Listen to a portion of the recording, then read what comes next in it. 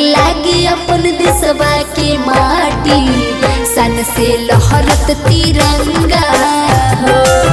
बड़ा निक लागे अपन देशवा के माटी सन से लहरत तिरंगा हो।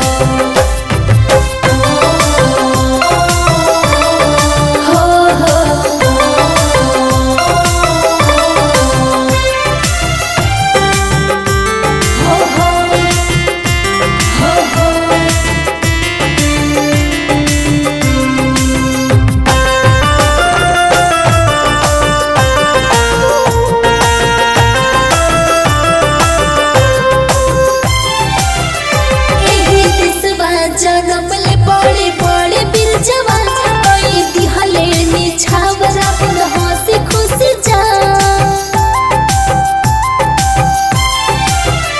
एही देशवा जनमले बड़े बड़े बीर जवान कोई दिहले निछावर अपन हंसी खुशी जा। पीछे न हटले अगर जवान से डटले, पीछे न हटले अगर जवान से डटले। हो गइल भले बड़े बड़े दंगा। बड़ा निक लागे अपन देशवा की माटी सन से लहरत तिरंगा हो। बड़ा निक लागे अपन देशवा की माटी सन से लहरत तिरंगा हो।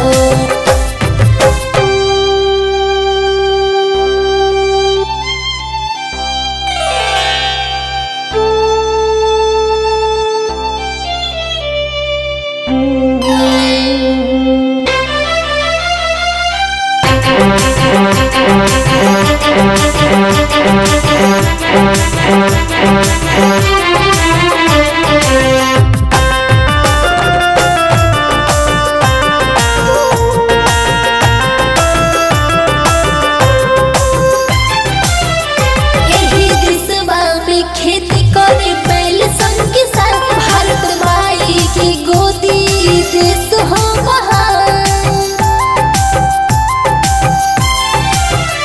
एही देशवा में खेती करे बैल संग के साथ भारत माई के गोदी देश हो महान।